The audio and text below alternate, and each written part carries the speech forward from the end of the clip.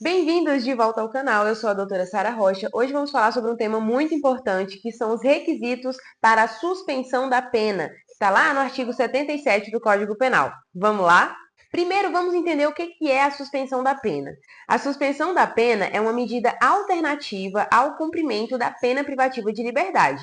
Então, aqui nesse caso, ao invés da pessoa, a pessoa vai ter uma condenação, mas ao invés dela já ir cumprindo essa condenação, ao invés dela ir presa, ela vai ter a possibilidade de ter esse benefício, que é uma suspensão da pena. Ou seja, se ela cumprir alguns requisitos ali, ela vai poder ter esse benefício, e ela tendo esse benefício, ela tem que cumprir algumas condições.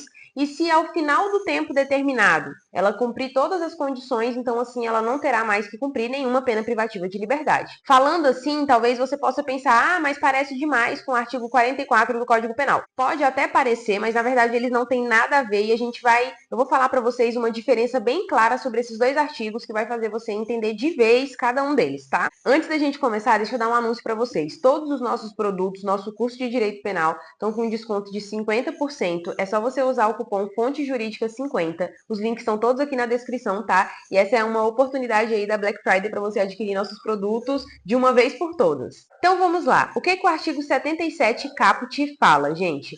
A execução da pena privativa de liberdade não superior a 2 anos poderá ser suspensa por 2 a 4 anos, desde que, aí tem os incisos que vão trazer o que essa pessoa, quais são os requisitos que essa pessoa tem que cumprir para ela poder ter esse benefício, tá? Então, o que esse caput fala pra gente? Primeiro, a execução da pena privativa de liberdade. Então, é aquilo que eu já falei para vocês. Aqui a pessoa é condenada, tá? E ela vai executar a pena privativa de liberdade. Porém, se essa pena privativa de liberdade, o que eu quero dizer quando eu falo pena privativa de liberdade? Prisão, né? Se essa pena ela não for superior a 2 anos, então ela pode ser suspensa por 2 a 4 anos. E aí é o juiz que vai determinar se vai ser 2 anos, se vai ser 4 anos. Claro, conforme a gravidade do crime, a gravidade da própria pessoa que está recebendo o benefício, ele vai determinar esse tempo aí que essa pessoa vai ter que ficar cumprindo algumas condições, tá bom? Então, em resumo, o que a gente sabe? Essa pessoa tem uma pena que vai ser executada, porém, se essa pena for menor do que 2 anos, ou seja, foi 2 anos e 1 dia, 2 anos e 2 dias, já é maior do que 2 anos e a pessoa não vai poder ter esse benefício. Agora, se ela não for superior a 2 anos, a pessoa pode ter esse benefício e aí ela vai ter a pena suspensa por esse período aí de 2 a 4 anos. E aí, quais são os requisitos que ela tem que cumprir para que ela possa ter esse benefício? O primeiro é em relação à reincidência. O inciso primeiro fala: o condenado não seja reincidente em crime doloso. Então, aqui é muito simples. A pessoa não pode ser reincidente em crime doloso. Ah, mas por quê? Porque, gente, a reincidência é uma espécie de segunda chance, né? Se a pessoa já teve uma segunda chance e ela voltou a cometer aquele crime, nesse caso, como a gente entende que ela já cometeu um crime muito grave e está cometendo pela segunda vez, que ela tem uma personalidade realmente mais voltada para o cometimento do crime, então, nesse caso, essa pessoa não vai poder ter acesso a esse benefício. Lembrando que, sobre a reincidência, a gente tem a súmula 499 do STJ, que fala: a reincidência penal com o trânsito em julgado de condenação anterior não pode ser considerada em relação a fatos ocorridos antes da sentença condenatória referente à infração posterior. O que ele está querendo dizer com essa súmula, gente?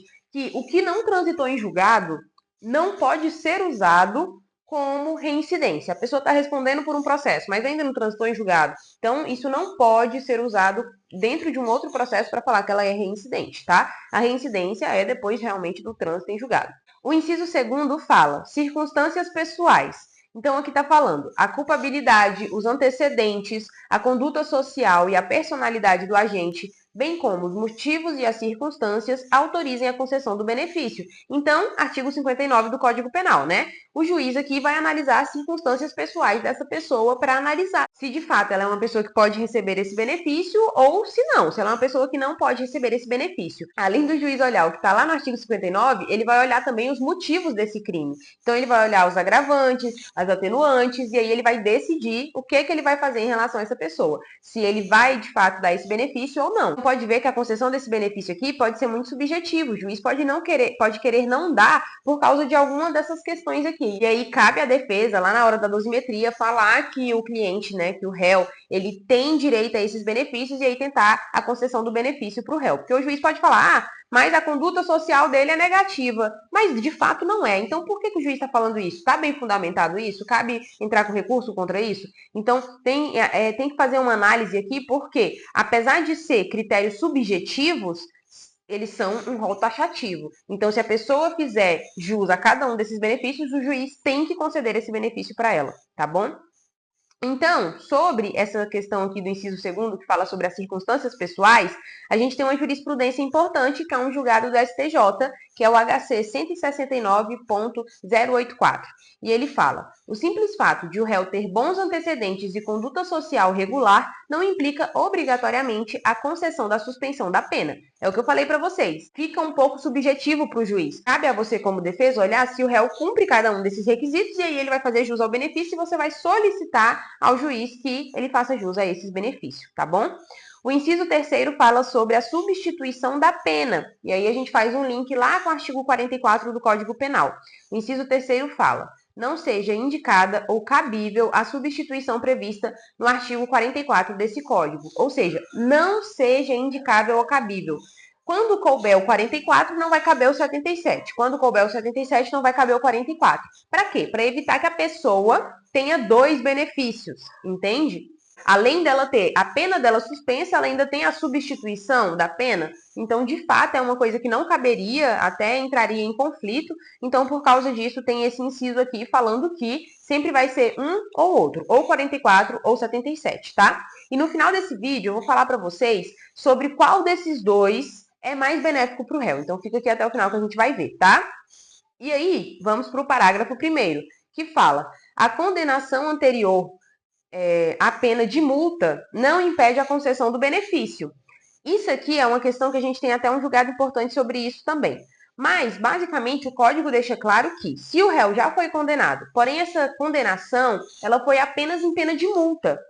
Nesse caso, isso não vai contar, tá, como uma reincidência e ele ainda vai poder ter direito a esse benefício aqui, tá? E aí a gente tem o julgado importante do STJ, HC 468.676, que fala: a existência de condenação anterior por crime cuja pena foi exclusivamente de multa não impede o benefício da suspensão condicional da pena, tá? Então, se ele teve uma pena que foi exclusivamente de multa, depois ele pode ser, sim, beneficiado pelo artigo 77 do Código Penal, tá? E aí, no parágrafo 2º desse artigo, a gente tem uma exceção à regra. Como tudo no direito, né, a gente sempre tem as exceções às regras, e aqui a gente vai ter uma exceção à regra. Por quê? O que a gente falou lá no caput do artigo, gente? Que a suspensão da pena, ela vai ser, vou ler aqui para vocês de novo: a execução da pena privativa de liberdade não superior a 2 anos pode ser suspensa por 2 a 4 anos. Então, essa é a regra, tá bom? A pessoa tem uma pena privativa de liberdade que é não superior a 2 anos e essa pena será suspensa por 2 a 4 anos. E aí a gente tem a exceção que eu vou falar agora para vocês, que são para condenados maiores de 70 anos, tá? E também para pessoas que possuam problemas de saúde graves que justifiquem a concessão desse benefício, tá? Então, aqui o parágrafo 2º fala: a execução da pena privativa de liberdade não superior a 4 anos. Então, a regra que a gente tem é de 2 anos. E aqui ele excede esse tempo para pena privativa de liberdade de até 4 anos, tá bom? Só que somente essas pessoas, condenados maiores de 70 anos e pessoas com problemas graves de saúde, é que poderão ter esse benefício dessa forma, tá? Então, elas possuindo uma pena não superior a 4 anos, essa pena pode ser suspensa por 4 a 6 anos. E aí observe que lá na regra a gente tem a suspensão por 2 a 4 anos. Como aqui a pena privativa de liberdade ela é não superior a 4 anos, ele também aumentou o tempo da suspensão da pena para 4 a 6 anos, desde que o condenado seja maior de 70 anos de idade ou razões de saúde justifiquem a suspensão, tá? Então, assim, a lei, de fato, tem um tratamento mais leve, né, para pessoas que possuem mais de 70 anos de idade e também para pessoas que possuem problemas graves de saúde. Então, aqui nada mais justo do que dar esse benefício para essas pessoas também. E aí a gente tem um julgado do STF, que é o HC 108.147, que fala: a suspensão condicional da pena pode ser concedida a réu com mais de 70 anos ou acometido por doença grave, desde que as circunstâncias o recomendem, tá bom? E bom, para a gente fechar esse vídeo, eu trouxe uma questãozinha aqui. Qual desses artigos, o 77 ou 44, você acha que é mais benéfico para o réu? Qual deles você vai pedir primeiro e em segundo o outro? Porque isso aqui a gente usa muito quando a gente está fazendo dosimetria da pena, tá? Então, geralmente, né, eu pelo menos, em todas as minhas alegações finais, eu faço dosimetria da pena. Primeira fase, segunda fase, terceira fase, e depois eu venho pedindo a substituição da pena, e caso o juiz assim não entenda, e caso também o réu cumpra os requisitos, aí sim eu peço a suspensão condicional da pena. Por quê, gente? A gente tem sim diferenças entre esses dois artigos. Primeiro, o artigo 77, que fala sobre a suspensão condicional da pena, ele permite a pessoa suspender a execução da pena. Só que daí ele vai dar alguns requisitos para essa pessoa. E essa pessoa vai ter que cumprir algumas condições por um determinado período de tempo, certo? Já o artigo 44, essa pessoa também tem uma pena privativa de liberdade, mas aqui, ao invés de ter uma suspensão, ela tem uma substituição da pena privativa de liberdade por penas restritivas de direito, que são penas mais leves, certo? E aí o que acontece, gente? No caso do artigo 44, o réu não vai para a prisão. Ele vai cumprir outros tipos de pena. Então, se a gente for olhar assim, qual dos dois é mais benéfico? Claro, cada um vai se aplicar num caso diferente. Mas qual dos dois é mais benéfico? Sempre o 44 primeiro e depois o 77. Por quê? No 44, mesmo se ele deixar de cumprir, ele não vai para a pena privativa de liberdade, diferente do 77, que caso ele não cumprir as condições pelo tempo que o juiz determinou, ele ainda vai ter que cumprir a pena privativa de liberdade, tá bom? Então, se você tiver que escolher, se você tiver uma situação em que você pode escolher entre o 44 e o 77, o 44 pode ser mais vantajoso. Mas lembrando que cada caso é um caso, né? E aí analise bem o caso para ver o que vai ser aplicável melhor nesse caso, na situação do seu réu, do seu cliente, tá bom? E bom, é isso, eu espero que vocês tenham gostado e entendido. Não deixem de olhar nossas apostilas e nossos cursos aqui na descrição, todos com 50% de desconto. Só usar o cupom Fonte Jurídica 50 e essa promoção é válida somente até o final de novembro, tá bom? Então não deixem de comprar. Um beijo e até o próximo vídeo. Tchau, tchau.